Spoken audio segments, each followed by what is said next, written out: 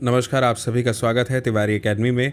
आज हम बात करने वाले हैं कक्षा 6 यानी क्लास 6 में गणित की पाठ्यपुस्तक के अंतर्गत आने वाले अध्याय 3 संख्याओं के साथ खेलना के अंतर्गत आने वाली प्रश्नावली 3.5 की। मुझे उम्मीद है आपने पिछली प्रश्नावलियों पर बने हुए वीडियोस को ज़रूर देख लिया होगा।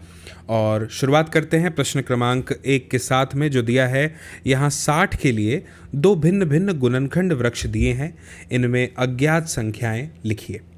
ठीक है, तो सबसे पहले जो पहला गुणनखंड वृक्ष है उसको 60 को तोड़ा है उसमें 6 और 10 के रूप में, यानी 6 गुणा 10 के रूप में। फिर 6 को तोड़ेंगे तो 2 गुणा, मैं आपको बता दूं कि यहाँ पे देखिए 2 का गुणा अगर आप 3 से करेंगे तो 6 आ जाएगा, तो यहाँ पे 3 आएगा। और 5 का गुणा आप कितने से करेंगे तो 10 आएगा, तो यहाँ पे 2 आएगा। ठीक है, इस तरह से पूरा हो जाएगा। फिर 60 को सबसे पहले तोड़ दिया है 30 गुणा इस संख्या के रूप में, तो 30 में कौन सी संख्या को गुणा करेंगे तो 60 आएगा, आप जानते हैं 2 है वो, है ना। फिर 30 को तोड़ दिया है 10 गुणा दूसरी संख्या के रूप में, तो आप मुझे बताइए कि 10 ऐसी कौन सी संख्या है जिसमें 10 का गुणा करेंगे तो 30 आएगा, आप कहेंगे वो 3 है ना, तो यहाँ पे 3 आ जाएगा।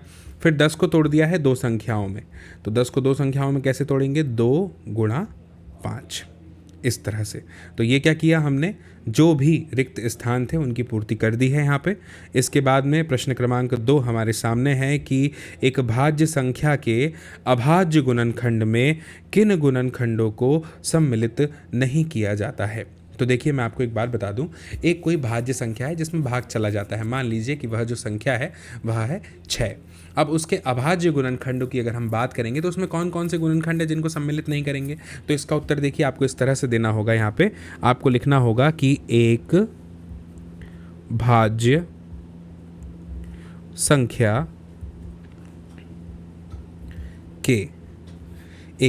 संख्या के अभाज्य, फिर लिखना होगा गुणनखंड में, और फिर आपको लिखना है एक को सम्मिलित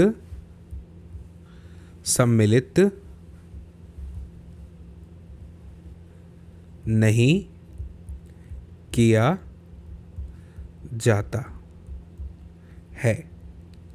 इस तरह से ये आपका उत्तर हो जाएगा। होता क्या है ना कि हमें अभाज्य गुणनखंडों को शामिल करना है और वो हम वहाँ पर एक को नहीं करते। इसके बाद में प्रश्न क्रमांक 3 पर आ जाएंगे। क्या है प्रश्न क्रमांक 3, बताइए।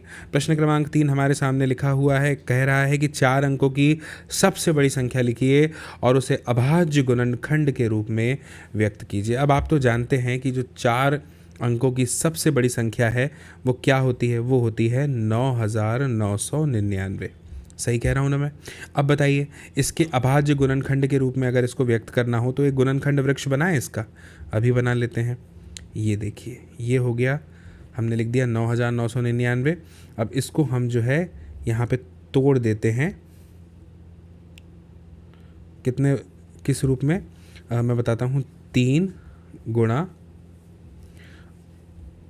कितना करेंगे तो 9999 आ जाएगा, आप जानते हैं 3333, है ना। ये हो गया, ठीक है। फिर 3333 को भी हमें तोड़ना होगा यहाँ पे, ठीक है। इसको भी हम तोड़ देते हैं, तो किसके रूप में तोड़ेंगे हम यहाँ पे 3333 को, इसको हमें तोड़ना होगा 3 गुणा 1111 के रूप में। स्पष्ट है। फिर 3 तो टूटेगा नहीं, अब 1111 को तोड़ लेते हैं। तो 1111 को तोड़ने के लिए हमें क्या करना पड़ेगा, इसको तोड़ने के लिए देखिए, ये हमने इसको तोड़ दिया 11 गुणा 101 में। स्पष्ट है। तो ये हो गए हमारे क्या, अच्छा 3 को अगर हमें तोड़ना हो तो आप जानते हैं इसको तो हम तोड़ ही नहीं सकते, है ना, क्योंकि ये तो जो है क्या है 3 गुणा 1। ठीक, तो अब हमें क्या लिखना पड़ेगा, यहाँ पे लिख दें। यहाँ पे लिख देते हैं कि 4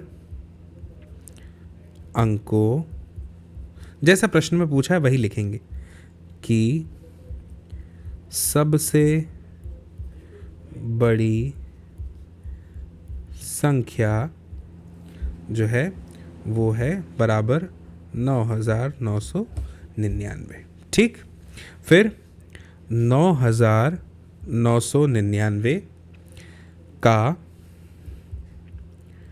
अभाज्य गुणनखंड। 9999 का अभाज्य गुणनखंड क्या हो जाएगा? 3 गुणा 3 गुणा 11 गुणा 101। ठीक, ये हो जाएगा 3 गुणा 3 गुणा 11 गुणा 101। ये अभाज्य संख्या है सारी, तो ये हो गया इसका अभाज्य गुणनखंड। स्पष्ट है? मुझे उम्मीद है आपको बहुत अच्छे से समझ में आया होगा ये, है ना। अब हम आगे बढ़ते हैं और प्रश्न क्रमांक 3 के बाद बात करते हैं प्रश्न क्रमांक 4 की। देखिए क्या है प्रश्न क्रमांक 4। हमसे पूछा जा रहा है कि 5 अंकों की सबसे छोटी संख्या लिखिए। बिल्कुल लिख देंगे, और उसे अभाज्य गुणनखंड के रूप में व्यक्त कीजिए। ठीक है, ये भी कर देंगे, बहुत ही सरल है। 5 अंकों की सबसे छोटी संख्या लिख देंगे और उसको फिर हम जो है अभाज्य गुणनखंड के रूप में व्यक्त कर देंगे। तो सबसे पहले मुझे ये बताइए कि 5 अंकों की सबसे छोटी संख्या क्या है? 5 अंकों की सबसे छोटी संख्या क्या होगी? आप जानते हैं ना, क्या है वह संख्या? 10,000। ठीक, अब हमें क्या करना है? अभाज्य गुणनखंड के रूप में व्यक्त करना है ना। तो देखिए 10,000 लिख दिया मैंने पहले, इसको आप तोड़ देंगे कितने भागों में? 2 भागों में। 2 गुणा 5,000। ठीक, फिर 2 को तो तोड़ नहीं पाएंगे, 5,000 को और तोड़ दीजिए आप। कितने भाग में तोड़ देंगे 5,000 को? 2 भाग में। 2 गुणा 2500। सही कह रहा हूँ ना। फिर 2500 को और तोड़ दीजिए 2 भागों में। कौन से 2 भाग में टूट जाएगा? 25 गुणा 100 मान लीजिए, है ना, 2500। 25 को तोड़ दीजिए 5 गुणा 5 में, और 100 को तोड़ दीजिएगा 10 गुणा 10 में। 5 को तो और तोड़ नहीं सकते, 10 को और तोड़ दीजिए आप। 10 को तोड़ दीजिए 5 गुणा 2 में, और इसको भी तोड़ दीजिए 5 गुणा 2 में। ठीक, तो ये हो गई। तो हमारी जो अभाज्य गुणनखंड संख्याएं कौन कौन सी? एक तो ये है ना, ये और ये। तो अब हमें यहाँ पे लिखना होगा कि 10,000 जो कि 5 अंकों की सबसे छोटी संख्या है, इसका अभाज्य गुणनखंड जो है वो क्या हो जाएगा? 2 गुणा 2 गुणा 2 गुणा 2 गुणा 5 गुणा 5 गुणा 5 गुणा 5। इस तरह से सरल है, आसान है। इस तरह से हमारा प्रश्न क्रमांक 4 जो है ये हल हो जाएगा। ठीक है, अब हम आते हैं प्रश्न क्रमांक 5 पे। देखिए क्या है प्रश्न क्रमांक 5 हमारे सामने यहाँ पे दिया हुआ है। प्रश्न क्रमांक 5 में हमसे कहा जा रहा है कि 1729 के सभी अभाज्य गुणनखंड ज्ञात कीजिए और उन्हें आरोही क्रम में व्यवस्थित कीजिए। ठीक है, 1729 के जितने भी अभाज्य गुणनखंड है हमें ज्ञात करना है सबसे पहले, और उन्हें आरोही क्रम में लिखना है। और फिर लिखा है कि अब 2 क्रमागत अभाज्य गुणनखंडों में यदि कोई संबंध है तो लिखिए। तो ठीक है, एक एक करके हल करते हैं। ठीक, एक एक करके हल करेंगे। तो सबसे पहले जो है हम यहाँ पे लिख देंगे 1729 जो है इसका अभाज्य गुणनखंड लिख देते हैं ना। देखिए मैं आपके सामने लिखता हूँ, यहाँ एक काम करते हैं, रफ में निकाल भी लेते हैं। ये 1729 है, तो इसको आप तोड़ दीजिएगा 7 गुणा 247 में, और 247 पर टूट जाएगा 13 गुणा 19 में। तो क्या लिख देंगे आप यहाँ पे लिख देंगे उत्तर में कि 1729 का अभाज्य गुणनखंड, यही लिखेंगे आप। अभाज्य गुणनखंड क्या होगा बताइए? 7 गुणा 13 गुणा 19, यही होगा। अभी हमने निकाला ये। ठीक, अब 2 क्रमागत अभाज्य गुणनखंडों का अंतर बता देते हैं। ठीक है, 2 क्रमागत अभाज्य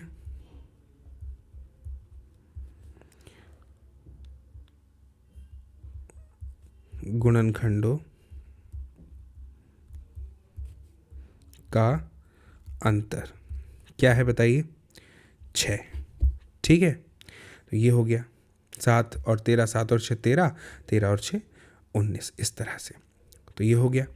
तो मुझे उम्मीद है कि आपको ये प्रश्न क्रमांक 5 समझ में आया होगा कि किस तरह से हमें जो है इसे हल करना है। अब हम आगे बढ़ते हैं और आगे बढ़ते हुए बात करते हैं प्रश्न क्रमांक 6 की। क्या है प्रश्न क्रमांक 6? 3 क्रमागत संख्याओं का गुणनफल सदैव 6 से विभाजित होता है। देखिए ध्यान से सुनिएगा, संख्याएं 3 क्रमागत हैं और उनका जो गुणनफल है वो हमेशा 6 से विभाजित होता है। इस कथन को कुछ उदाहरणों की सहायता से स्पष्ट कीजिए। ठीक, अब देखिए मैं आपको यहाँ पे उदाहरण बताता हूँ, लेकिन सबसे पहले स्टेटमेंट समझिए कि क्या लिखना होगा। हमें यहाँ पे लिखना होगा कि 3 क्रमागत संख्याओं में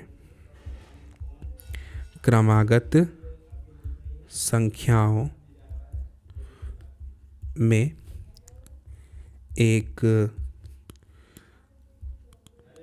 सम संख्या होगी। एक सम संख्या होगी, सही कह रहा हूँ ना मैं भाई? 3 क्रमागत संख्याएं अगर हैं तो उसमें एक सम संख्या होगी, ठीक, और कम से कम मतलब, और एक जो है वो क्या होगा? 3 का गुणज होगा, क्योंकि कितनी क्रमागत संख्याएं हैं? 3। तो एक तो ये बात भी होगी कि उसमें एक 3 का गुणज होगा, है ना? तो इसीलिए क्या होगा? वह संख्या जो है वह संख्या 6 का क्या होगी? गुणज होगी। ठीक है, ये बात आप ध्यान में रखिएगा कि जब भी हम 3 क्रमागत संख्याओं को लेंगे तो उसमें एक सम संख्या होगी और एक 3 का गुणज होगा, इसीलिए वो संख्या जो है 6 का गुणज होगी। क्योंकि आप जानते हैं कि सम संख्या होगी मतलब या तो 0, 2, 4, मतलब 2, 4, 6, 8 इनमें से कुछ होगा।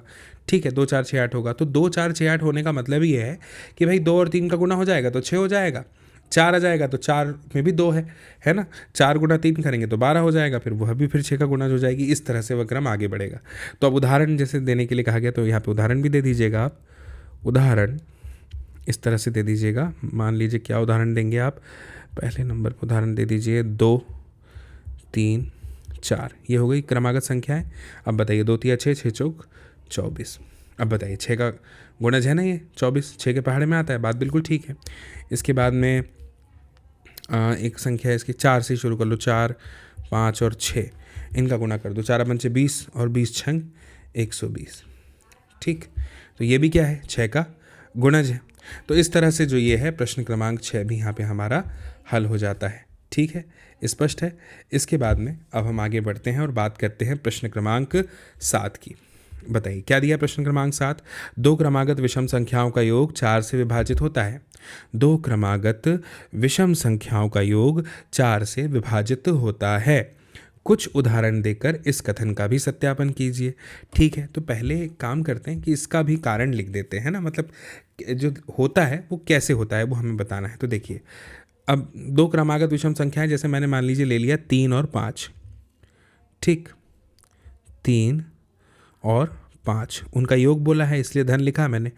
क्या आएगा? 8। तो क्या लिखना पड़ेगा यहाँ पे? जो कि संख्या 4 से विभाजित है। ठीक, और आप दीजिए जैसे कि 5 धन 7 ले लीजिए। कितना हो जाएगा? 5 और 7 12। यहाँ पे भी वही लिखिएगा, जो कि संख्या 4 से विभाजित है। स्पष्ट है? और एक उदाहरण 7 धन 9 ले लीजिए। कितना हो जाएगा? 16। इसके बारे में भी क्या लिखेंगे आप? जो कि संख्या 4 से विभाजित है। इस तरह से एक और उदाहरण ले लीजिए आप, 9 धन 11 कितना हो जाएगा? 20। क्या लिखेंगे? जो कि संख्या 4 से विभाजित है। इस तरह से तो ये मुझे उम्मीद है कि प्रश्न क्रमांक 7 भी जो है वो आपको बहुत अच्छे से समझ में आ गया होगा। ठीक, अब हम आगे बढ़ते हैं, बात करते हैं प्रश्न क्रमांक 8 की। क्या है प्रश्न क्रमांक 8? निम्न में से किन व्यंजकों में अभाज्य गुणनखंड किए गए हैं? कौन से व्यंजक हैं जिनमें अभाज्य गुणनखंड किए गए हैं? ठीक, तो अभी मैं आपको बता देता हूँ। देखिए, अभाज्य का मतलब तो आप समझते हैं ना क्या होता है। ठीक है, तो पहला वाला देखिए 24 लिखा है 2 गुना 3 गुना 4। अब आप मुझे एक बात बताइए, 2 गुना 3 गुना 4 यहाँ पे लिखा हुआ है, तो 4 तो अभाज्य नहीं है, 4 में तो 2 का भाग फिर चला जाएगा, तो ए तो नहीं हो सकता। बी पे आइए, 56 के लिए दिया है 7 गुना 2 गुना 2 गुना 2 यानी 7 दूनी 14, 14 दूनी 28, 28 दूनी 56, तो एक तो ये हो गया। ठीक है, ये सही जवाब है। 70 में क्या लिखा है 2 गुना 5 गुना 7 है ना, यानी 2 पंचे 10, 10 साते 70, ये तो ठीक है ना, तो ये भी सही है। इसके बाद में 54 में है क्या 2 गुना 3 गुना 9 लिख दिया। अब देखिए 9 तो अभाज्य नहीं है ना, 9 तो भाज्य है। तो यहाँ पे बी और सी में है, तो आपको यहाँ पे क्या लिखना होगा, यहाँ पे आपको सिंपली लिखना है कि व्यंजकों, आपको लिखना है व्यंजकों बी और सी में अभाज्य गुणनखंड किए गए हैं। इस तरह से ये आपका यहाँ पे जवाब हो जाएगा। ठीक, इसके बाद में प्रश्न क्रमांक 9 पर आते हैं। अब प्रश्न क्रमांक 9 को समझते हैं, क्या लिखा है इसमें। संख्या 18 2 और 3 दोनों से विभाज्य है। संख्या 18 जो है वो 2 और 3 दोनों से विभाज्य है। ठीक है, हम जानते हैं, ये तो सही बात है। फिर लिखा है यह 2 गुणा 3 6 से भी विभाज्य है। ठीक है, तो इसी प्रकार एक संख्या 4 और 6 दोनों से विभाज्य है। क्या हम यह कह सकते हैं कि वह संख्या 4 गुणा 6 यानी 24 से भी विभाज्य होगी?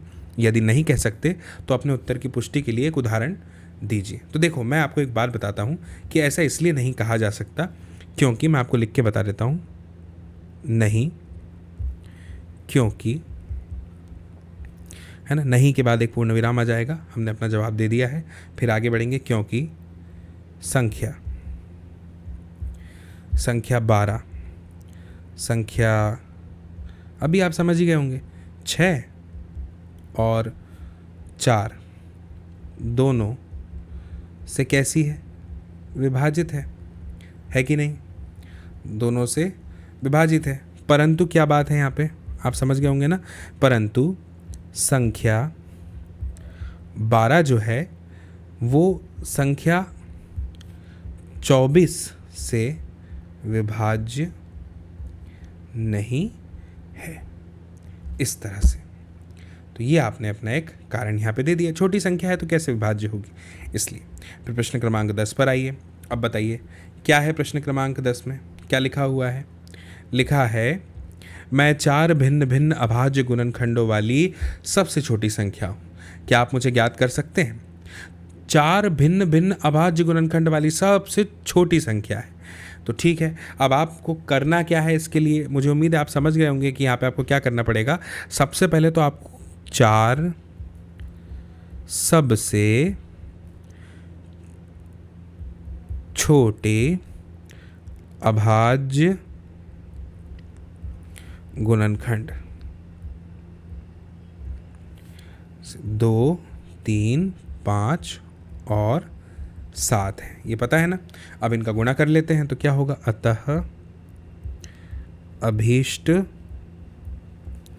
संख्या क्या हो जाएगी, 2 गुणा 3 गुणा 5 गुणा 7 बराबर कितना हो जाएगा, करके देखें। 2 तिया 6, 6 पंचे 30 और 30 सत्ते कितना हो जाएगा 21 यानी 10, 210। ठीक, ये हो गया। तो ये हो गया आपका प्रश्न क्रमांक 10 का उत्तर। और भी कोई प्रश्न नहीं है इस प्रश्नावली में, तो मुझे उम्मीद है कि आपको यह वीडियो बहुत अच्छे से समझ आया होगा, पसंद आया होगा और सारे गणित आपको समझ में आ गए होंगे। आप ज़रूर इन गणित को जो अभी आपने समझे हैं खुद से करके देखिएगा, आपको ज़रूर बन जाएंगे। और आप ज़रूर इस वीडियो की लिंक को शेयर कीजिएगा अपने दोस्तों, मित्रों, साथियों, सहपाठियों, परिजनों के साथ, ताकि वे लोग भी देखें इस वीडियो को और समझ पाएँ इस जानकारी को। बाकी मेरी फिर आपसे बहुत जल्द मुलाकात होगी अगली नई जानकारी के साथ, अगले नए वीडियो में। और तब तक के लिए आप सभी को मेरा नमस्कार।